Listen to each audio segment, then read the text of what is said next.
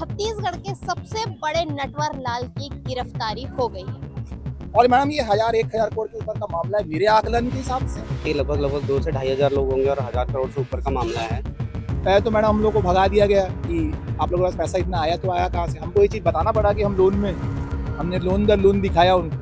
मेरे को बोला कि आपको हर महीने 6% का रिटर्न दूंगा आपके इन्वेस्टमेंट अकाउंट इन्वेस्टमेंट वैल्यू पे। जो इनके ससुर साहब हैं वो हमारे लड़के को जो वहाँ पे इयरिंग सुन रहा था उसको जान से मारने की धमकी दे रहे हैं। उनके ससुर जी जो कांस्टेबल हैं जो धौस देते हैं, और आज भी मेरे को धमकी दिया गया कि मार दूंगा, केस कर दूंगा, उठा लूंगा, ऐसा करके। अलग अलग माध्यम यानी शेयर ट्रेडिंग, मनी लॉन्ड्रिंग, जमीन के तरीके से जमीन बेचा के पैसा लेना, रियल एस्टेट में इन्वेस्टमेंट के नाम से पैसा लेना, ऐसा करने करके बहुत सारे मामलों से पैसा उठाया और आधे शहर से पैसा उठाया, पूरे प्रदेश भर से पैसा उठाया। इसके भाई और इसके पापा गायब हो चुके थे योगेश कुमार साहू के, और उन्होंने बोला मेरे को कि हम तो धनिया मिर्ची बेचने वाले हैं, हम नहीं जानते। ये रहा उसका घर जो धनिया मिर्ची बेच के बनाया हुआ है। लगता है मेरे को मैं भी यदि ऐसा घर बना सकता धनिया मिर्ची बेच करके तो मैं भी ये काम करना चालू कर देता हूँ।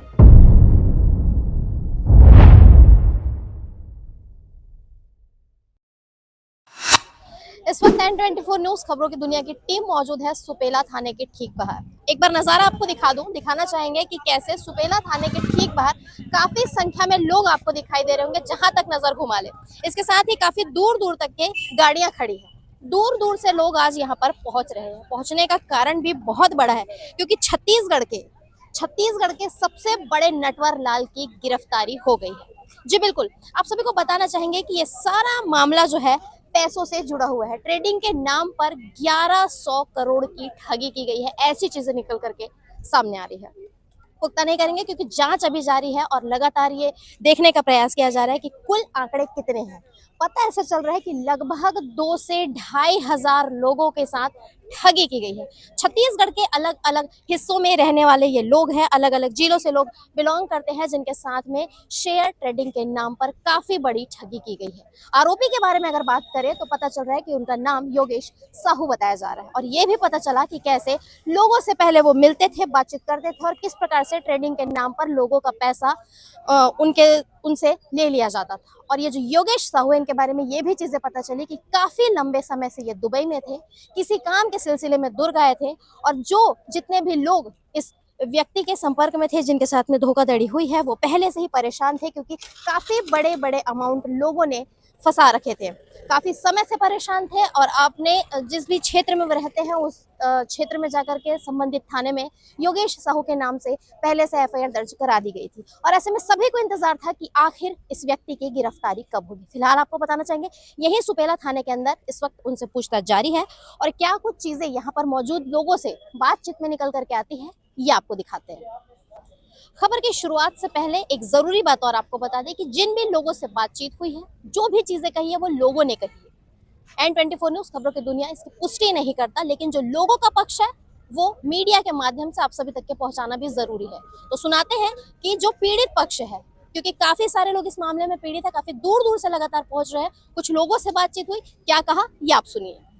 सर, कहाँ से आप आए हैं, क्या नाम है आपका? मैं यही राधिका नगर का रहने वाला हूँ, सुपेला, और मेरा नाम विवेक सिंह है। योगेश के द्वारा ठगा गया इंसान एक, बस।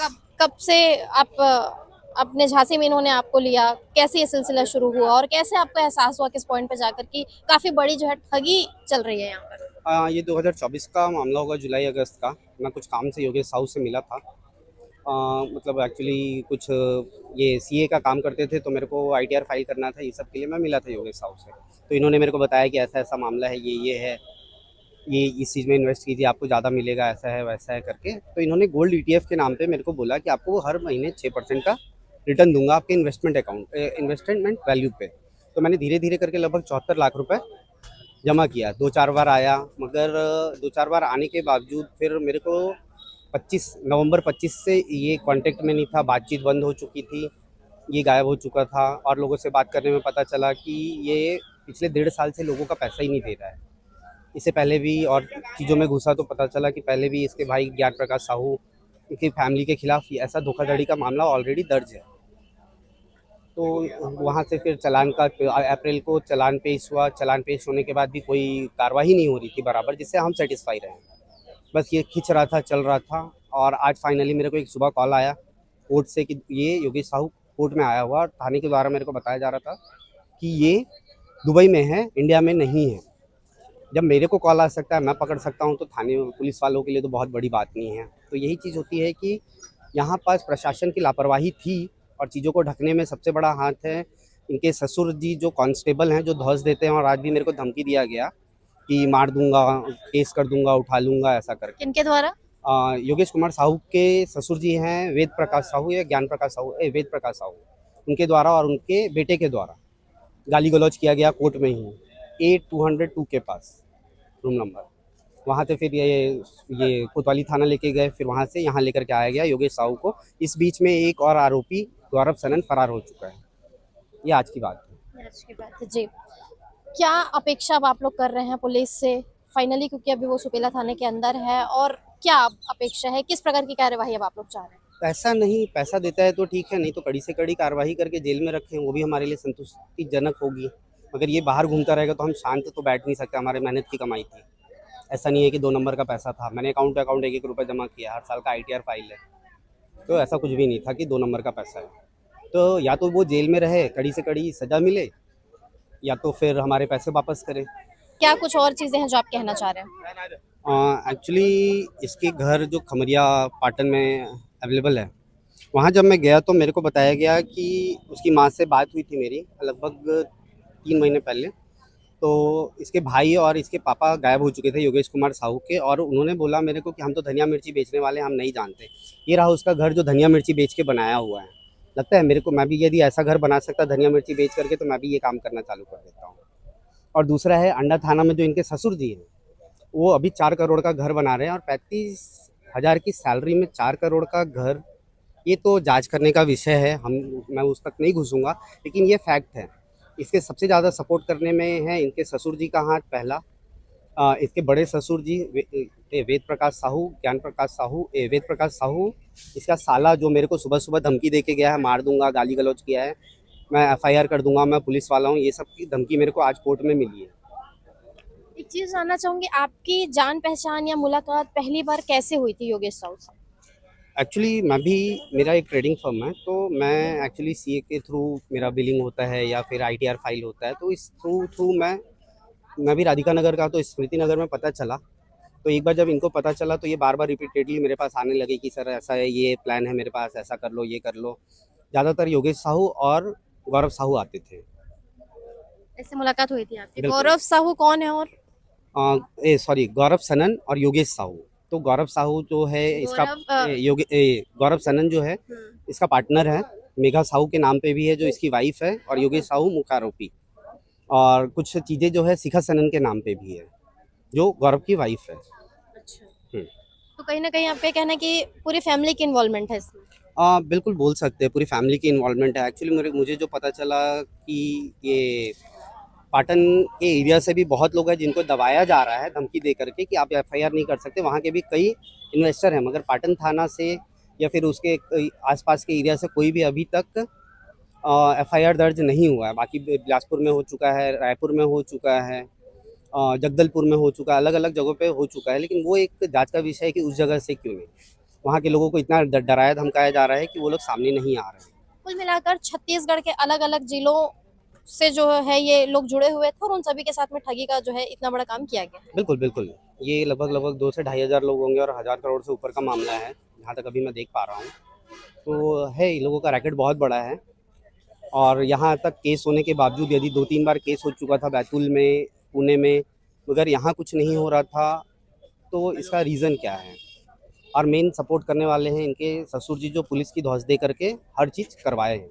आपको बता दें कि देश CG खबर के प्रधान संपादक शिवेंद्र शिंदे सर हमारे साथ मौजूद है। सर, इस पूरी चीजों को लगातार आप देख रहे हैं, खबर भी बना रहे हैं, क्या कुछ अपडेट अभी आपको पता चल के सामने आई? अब तक जो बातें सामने में आई हैं, योगेश साहू आज यहाँ बेल के लिए आया था, और जो सूत्रों से जानकारी मिल रही है कि बेल भी मिल गई है उसको।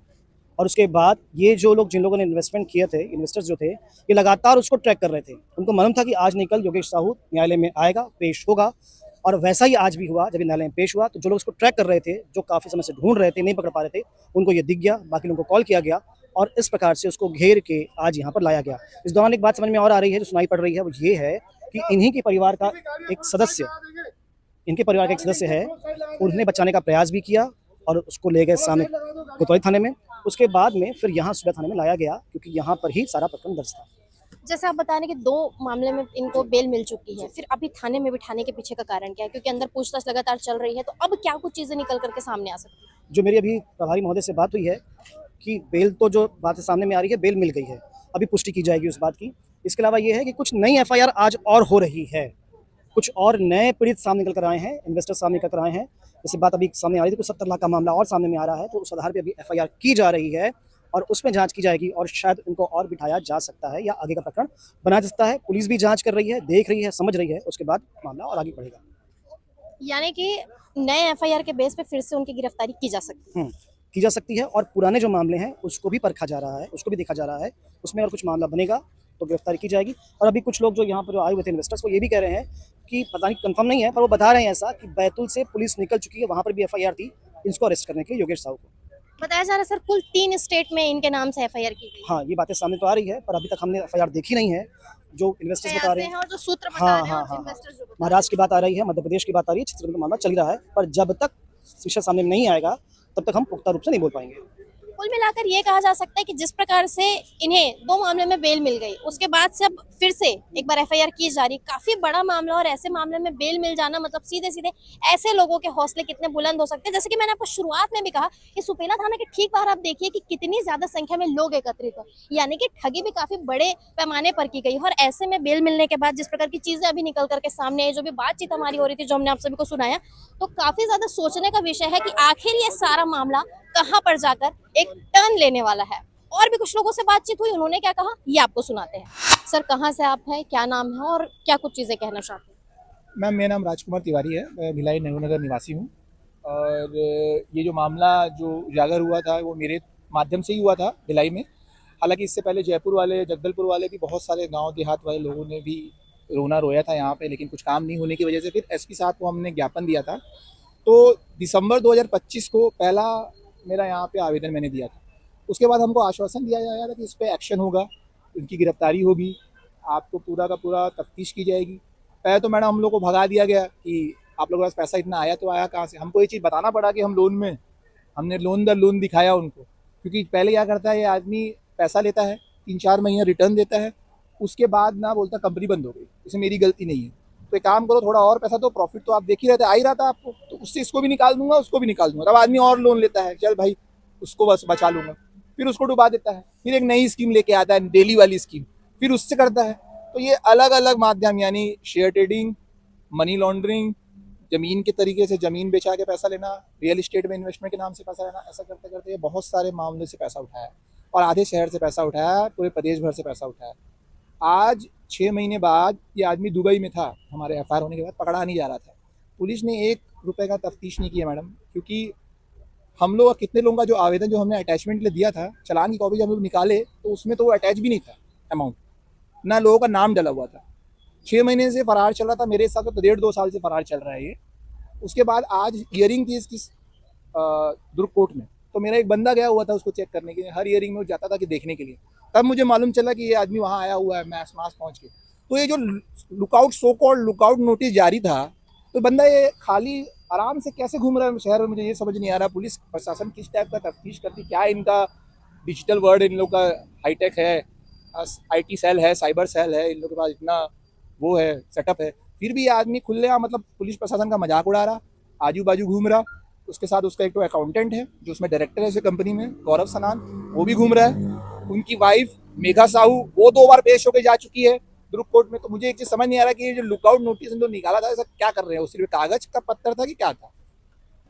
उसके बाद आज हम लोगों ने इनको पकड़ा, आज भी अगर 5 मिनट लेट होते तो ये फिर से पूर हो गया होता। इसको हमने पकड़ा, पकड़ने के बाद जो इनके ससुर साहब हैं, वो हमारे लड़के को जो वहाँ पे हियरिंग सुन रहा था, उसको जान से मारने की धमकी दे रहे हैं।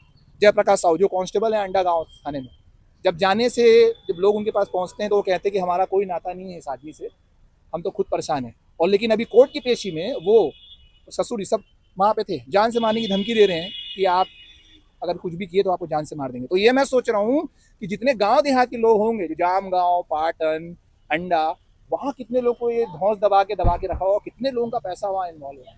अभी धीरे धीरे लोगों का मुझे खुद कॉल आ रहा है कि मुझे भी एफआईआर डालना है, मुझे भी आवेदन डालना है। पुलिस प्रशासन यही सब चीज़ तो करती है मैडम, इस वजह से तो लोग थाने में जाते नहीं है। तो पैसा देने जाएंगे तो वो खुद ही क्रिमिनल की तरफ से उनको देखेंगे तुम्हारे पास इतना पैसा आया कहाँ से, दिखाना मुश्किल है लोगों को। अब जाके हम ये सोच रहे हैं कि नया कोई टीआई पुरानी टीआई साहब से तो कुछ नहीं हुआ, क्योंकि मुझे तो नहीं लगा अगर कुछ किए होते तो वो तो पकड़ लेते, वो तो शहर में ही था, ये तो कंफर्म था। अदरवाइज वो आके आता पता नहीं चलता किसी को, अगर मैं किसी को भेजता नहीं हियरिंग के टाइम पे तो मुझे भी नहीं मालूम चलता। 2 बार तो उनकी बीवी और वो सब पेश हो चुके, तो इससे पहले क्या तफ्तीश किए, क्या इन्वेस्टिगेशन किए, मुझे समझ नहीं आया। जी।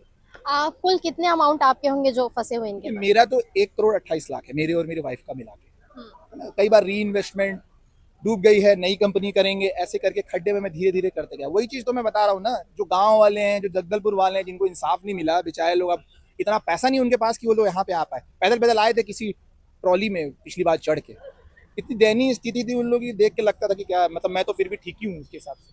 पहले उनसे उनका बचत जो पैसा था उससे लिया गया, फिर उसके बाद बोला इसको छोड़ के मैं नया करवा के दे दूंगा, तो एक काम करो मुझे और पैसा दो, तो उसने गोल्ड रख के उसको दिया।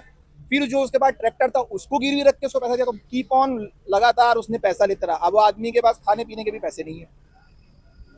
और मैडम ये 1,000 करोड़ के ऊपर का मामला है मेरे आकलन के हिसाब से, और कितने लोगों को तो हम जानते नहीं, प्रदेश भर से पैसा उठाया, अदर स्टेट में भी इसके ऊपर FIR, ये सब हमको बाद में मालूम चला जब हम पहली बार पुलिस थाने में कंप्लेन करने गए। और ये क्या करता है, वित्तीय लेन देन का मामला भी बना देता है, हालांकि इसने तो पैसा मनी लॉन्डर किया है ना। अगर वो अकाउंट में अपने पैसा ले रहा है तो पैसा वो कहाँ लेके जा रहा है, वो भी तो जानना है पुलिस को। तो ये चीज़ देखना चाहिए ना कि वो पैसा गया तो गया कहाँ, रूट क्या है उसका। अब इसको वित्तीय लेन देन का मामला बताते हैं, व्यवसाय के लिए दिया, उसमें वो नहीं, उसको बेल मिल जाती है।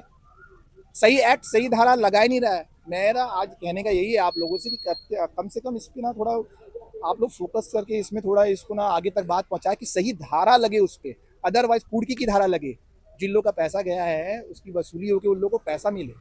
कम से कम जो जरूरतमंद है, बूढ़े लोग हैं जिनका रिटायरमेंट का पैसा है, उनको तो मिलना ही चाहिए, बाकी लोगों को ना भी मिले तो भी चले, कुछ तो दे वो। अभी तो ये पता चल रहा है कि 2 मामले में इनको जमानत मिल गई है। मैम, इतना बड़ा मामला। मैम मैं बता रहा हूँ, इसमें भी ना पुलिस प्रशासन की गलती है। जब पहला मामला डाला तो 16 लाख का डाला था, पहला FIR। हमको ये बोला गया, हम जब अपना मामला लेके आए कि हम भिलाई वाले लोग हैं सर, हमारा एक अलग मामला चलाओ, तो नहीं चलाए। बोले एक आदमी का एक थाने में एक ही FIR हो सकता है, उसी में अटैच करेंगे।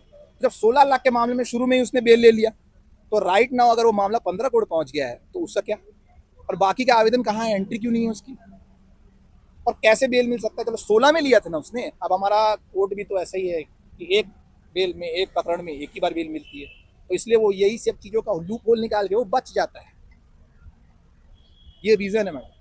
जैसा कि हमने आपको कहा भी कि अब ये सारा मामला कहाँ पर जाकर रुकता है और क्या कुछ चीजें अब इस पूरे विषय में निकल करके आती है, क्योंकि मामला काफी ज्यादा बड़ा है। सीधे सीधे लगभग 1100 करोड़ के आसपास का मामला बताया जा रहा है। काफी बड़ा मामला। देखना यही होगा कि इस पूरे विषय में किस प्रकार की नई अपडेट निकल करके सामने आती है। खबर के माध्यम से आप तक जरूर पहुंचाएंगे। धन्यवाद।